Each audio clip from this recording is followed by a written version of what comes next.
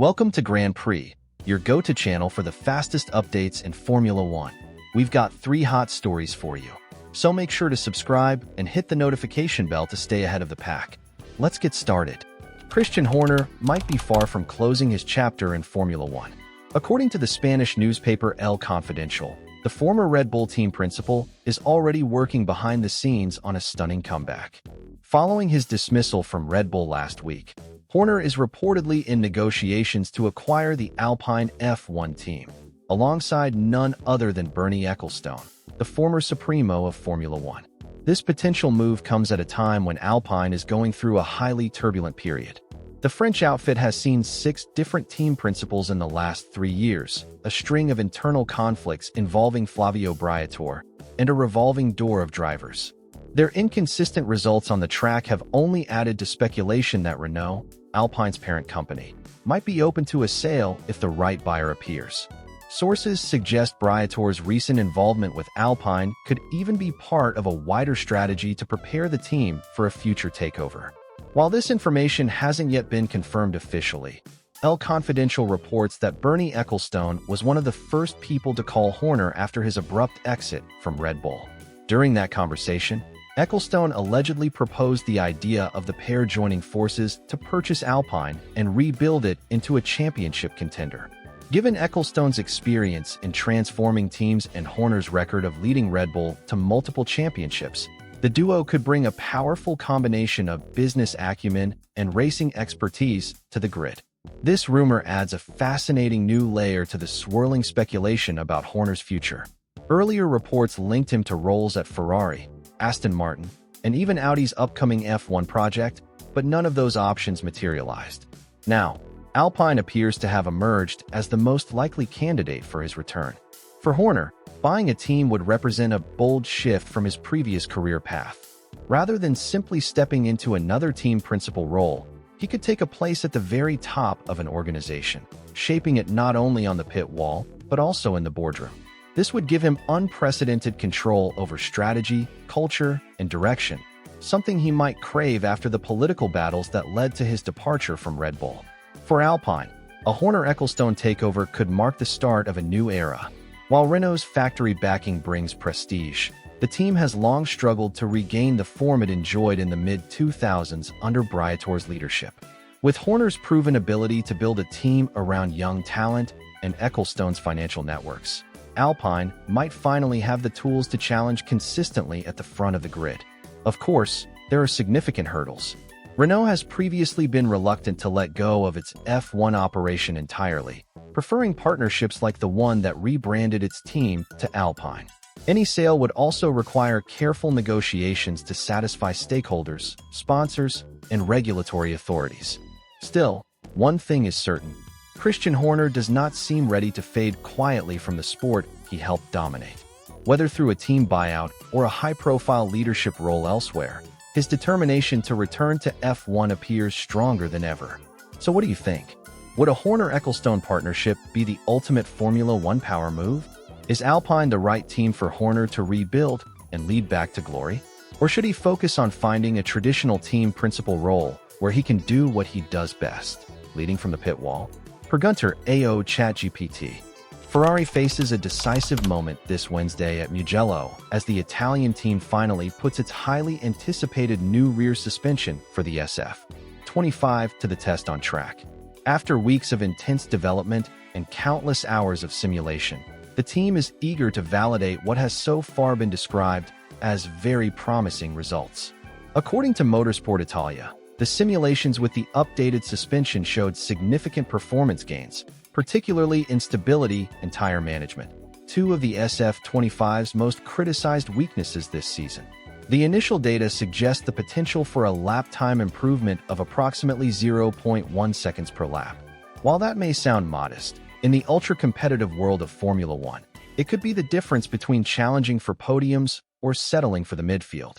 The upgrade is entirely mechanical rather than aerodynamic, meaning the focus has been on improving how the car handles under braking, through mid-corner transitions, and in acceleration zones.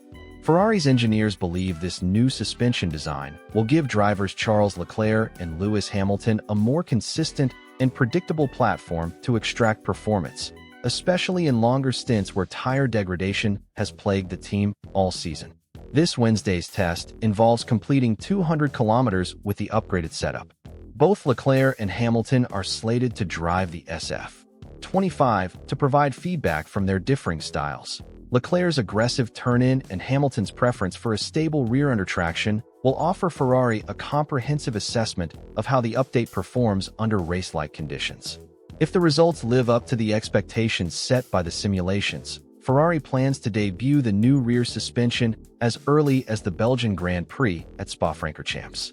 This timing would give them a crucial weapon in the fight against McLaren, Mercedes, and a still dangerous Red Bull in the second half of the season.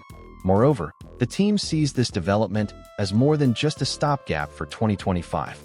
With the sweeping regulation changes coming in 2026, including the introduction of Ferrari's new power unit and updated chassis rules, the insights gained from this suspension design could inform their next-generation car. Essentially, this isn't just about clawing back time now. It's about laying the groundwork for Ferrari's future competitiveness. However, Ferrari's rivals are not standing still. McLaren continues to impress with its rapid in-season development. Red Bull, despite a rough patch, remains a threat with Verstappen's brilliance, and Mercedes seems to have found stability with its updated concept. For Ferrari, delivering on this rear suspension upgrade is crucial if they want to avoid becoming the fourth-best team in what has evolved into a fierce four-way battle. The stakes are clear. Success at Mugello could put Ferrari back in the conversation for race wins and potentially shift the momentum in a season that has, so far, offered flashes of brilliance but lacked consistency. Failure, however, might force the team to divert its focus entirely to 2026 even earlier than planned. So what do you think? Will Ferrari's new suspension deliver the breakthrough they need to challenge for victories more consistently? Or is it too late for Maranello to claw its way back into the fight this year? Could this be the first step toward a true resurgence, or just another missed opportunity? Yuki Tsunoda's days at Red Bull appear to be numbered.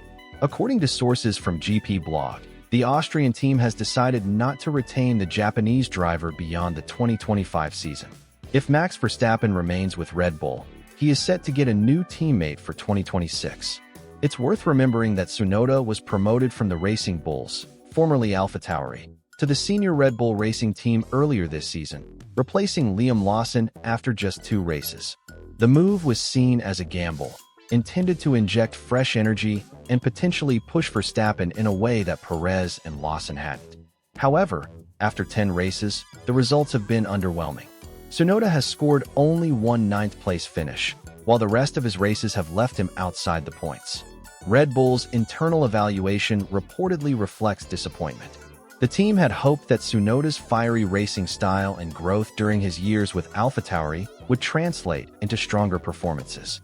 But instead, the experiment seems to have fallen short, leading to the decision to part ways at the end of 2025. Despite the lackluster results, Tsunoda will likely stay in the car until the season finale. Meanwhile, his management is actively exploring options for 2026. One of the most likely destinations? Aston Martin. With Honda becoming Aston Martin's engine supplier in 2026, the Japanese manufacturer, which has been instrumental in Tsunoda's F1 career from day one, could leverage its influence to secure him a testing or reserve role. This would at least keep Tsunoda connected to the F1 paddock and Honda's long-term plans. Cadillac, another potential home for displaced drivers, appears to have shifted its focus toward other names, such as Sergio Perez, Valtteri Bottas, and Mick Schumacher. Further down the grid, opportunities also seem scarce for Tsunoda. Teams like Haas or Williams haven't shown strong interest so far, meaning his 6th season in Formula One could very well be his last as a full-time driver. This situation highlights just how cutthroat Formula One can be. Tsunoda, once hailed as Japan's great hope for a new generation of fans, now faces an uncertain future. His raw talent and aggressive driving style have been praised in the past, but consistency has always been his Achilles heel. The Red Bull environment, infamous for its brutal performance expectations, has given him little room for error. On the flip side, some argue Tsunoda has never truly had the right machinery to showcase his full potential. At AlphaTauri, he was frequently hampered by underperforming cars. Now at Red Bull, He's up against a benchmark like Verstappen, making even competent drives appear mediocre by comparison. Could it be that with a supportive team and competitive car, Tsunoda might yet deliver on the promise Honda saw in him years ago? As the F1 silly season heats up, Tsunoda's fate will depend on more than just his on-track results. Honda's backing remains his strongest asset, but with younger talents rising rapidly through the feeder series and teams increasingly prioritizing proven consistency, the window of opportunity is closing fast. So what do you think? Has Tsunoda's time in F1 run its course? And should Red Bull have cut ties earlier? Or do you believe he still has untapped potential and deserves another shot with a team that can give him the tools to succeed? Could Aston Martin's Honda partnership be the lifeline that keeps him on the grid? Per Gunter AO ChatGPT.